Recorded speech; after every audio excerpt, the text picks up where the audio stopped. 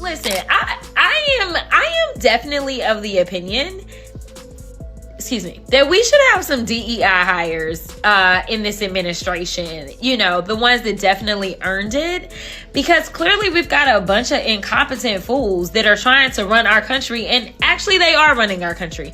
They're running it straight into the ground. As much as Trump and Republicans hate to accept it, we are still a country with laws.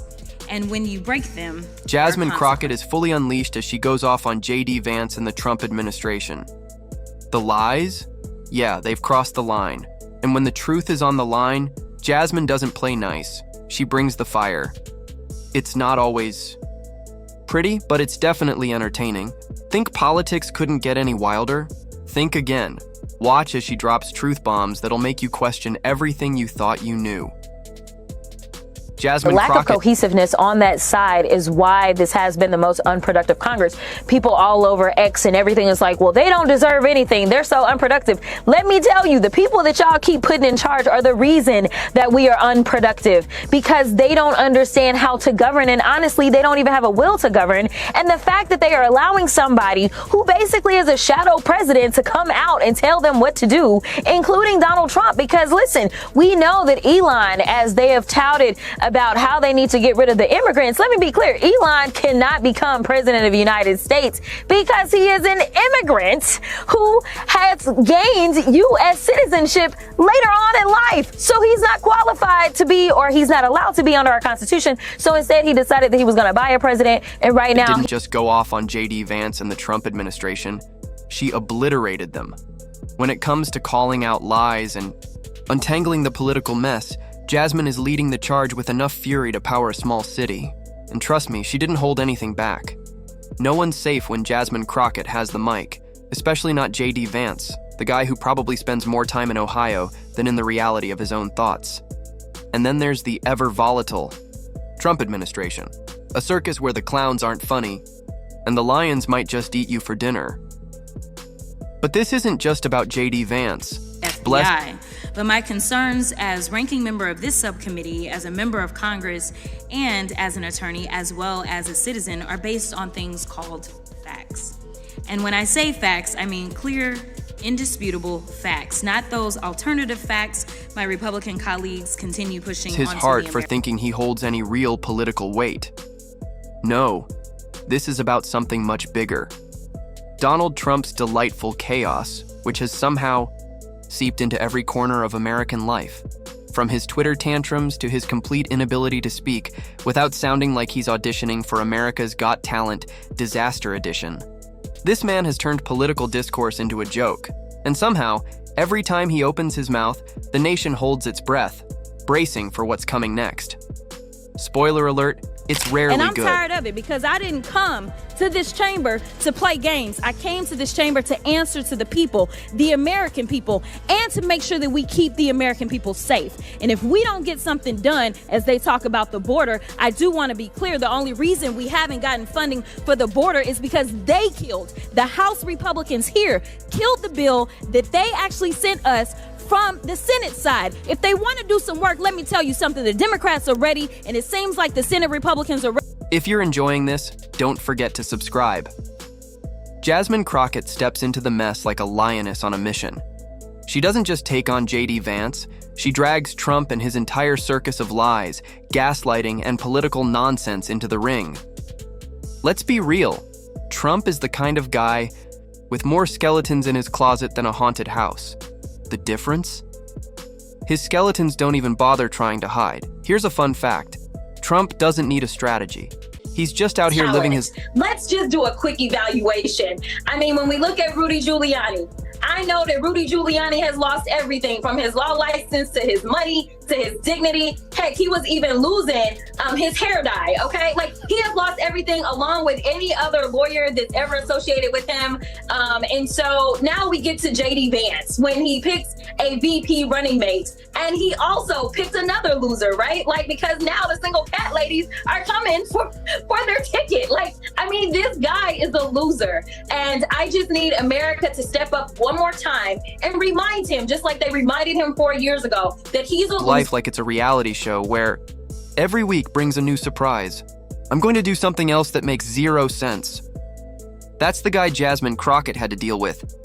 She doesn't just gently tap on his administration's failed attempts at governing. No, she punches it in the face with the grace of a wrecking ball. The moment Jasmine calls out Trump, you know it's about to go down. It's like the ultimate showdown between someone who's ready to tell it like it is and someone who thinks stringing random words together counts as having a policy. So, what does Trump do when faced with the truth? He pulls out his usual playbook: deny, deflect, and pretend like nothing ever happened. But Jasmine? She's not having it. She's ready to take those lies and turn them into confetti. Each of you knows enough to know that at the end of the day, it is citizens that sit on a grand jury that are the ones that decide whether or not evidence exists to go forward with an indictment. And ultimately, when this president was convicted by a jury on the state level, it was a jury. Let's start with the Trump administration's glorious history of, well, not actually doing anything, but causing chaos. Remember when Trump tried to pretend he was this big champion of the working class? It's almost like he mistook the job of president for being the CEO of a failed reality show. His promises were as empty as his grasp of basic economics. Did he deliver jobs? Sure, but not for the people who actually needed them. He handed out tax cuts for the rich and called it a victory for the little guy, which, if you think about it, is like giving a starving man a cookie and calling it dinner. Enter Jasmine Crockett with the cold, hard facts. She calls out this nonsense like a teacher in a classroom full of delusional students who think they know everything about history but can't name a single president besides Trump. She lays it out, pointing out that, no, Trump didn't actually. I can tell you one thing that is crumbling for the city of D.C. was that continuing resolution that defunded approximately $1 billion from them, but I will focus on today's hearing. The Republicans' recklessness and chaotic approach to reducing the size of government has shown us what we've already known. Concepts of a plan don't work. It's not just going to be Democrats who miss out on Medicaid, Medicare, and Social Security, or only Democratic veterans who will miss out on their VA benefits. Their approach will negatively impact all Americans. So it's unfortunate that Republicans have taken a seemingly bipartisan issue and included it as part of their scam to subsidize tax giveaway for billionaires. They haven't proposed anything that will improve the efficiency of the government. Instead, they have put the country on a path to a recession and implemented the largest tax increase on Americans in decades through Trump's tariffs. This hearing is their latest attempt to try to convince the American people that dismantling public-facing agencies will somehow improve government efficiency. Let me tell you. Help the middle class. In fact, if you're part of the middle class, Trump probably thinks you're one of those people who can't even figure out how to properly fold a fitted sheet, and therefore, your problems aren't worth fixing. But hey, he's throwing some money at the wealthiest people in the country, so that should solve everything, right? Jasmine's not buying it, and neither should you. Anyone who's followed Trump for more than 5 minutes knows that the man can't handle a crisis without looking like he's juggling flaming swords while blindfolded. It's almost as if his entire response was a big episode of Who Wants to Be a Millionaire? Except instead of $1 million, the prize was a global health disaster. Trump's solution to the pandemic? Naturally, he downplayed it until it was far too late. If there were a contest for the most avoidant behavior in a leadership role, he'd win by a landslide. And let's not forget, this is Talking to Congress every single day. You know why I don't feel a way and why you can't make me doubt who I am? Is because I know that I had to work 10 times as hard as they did just to get into the seat. When you look and you compare me to Marjorie Taylor Greene or me to Lauren Boebert, there is no comparison. And that is the life that we have always lived. So the only people that are crying are the mediocre white boys that have been beaten out by people that historically have had to work so much harder. This is why they don't want us to have education. This is why they are trying to literally say we won't fund the HBCUs, because they know that if they've already gone after affirmative action and they're saying, you know what, don't allow them to come into, say, these PWIs, as we call them, don't allow them to come into these institutions. We know why they created the HBCUs in the first place. It was because they wouldn't allow us into the white... Same guy who suggested we just drink bleach. Because of course, what could possibly go wrong with that advice? Oh, J.D. Vance. Remember when he was practically the poster child for political confusion? He couldn't decide if he was on Team Red or Team Blue. But what he did know was that he couldn't stand Donald Trump. When JD decided to throw his hat in the ring and take down Trump, it was like watching a toddler throw a tantrum at a fancy dinner. No punches were pulled. JD went full throttle, calling out the orange man like he'd just discovered the internet's worst Twitter feed. Trump was the villain in JD's comic book, a walking, talking stain on the Republican Party, the very reason America was in trouble.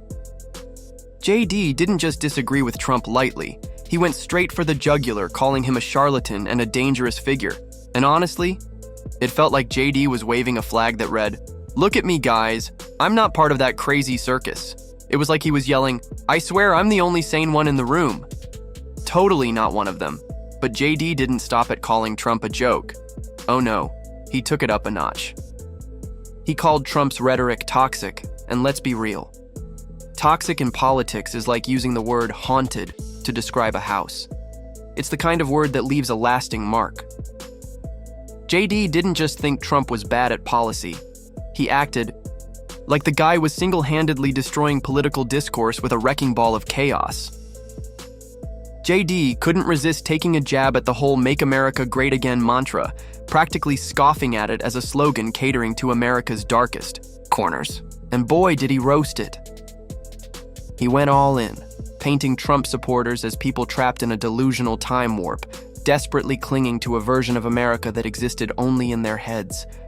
It was like he was calling them out for living in a sepia-toned fantasy while he tried to squeeze into oversized political boots that clearly didn't fit.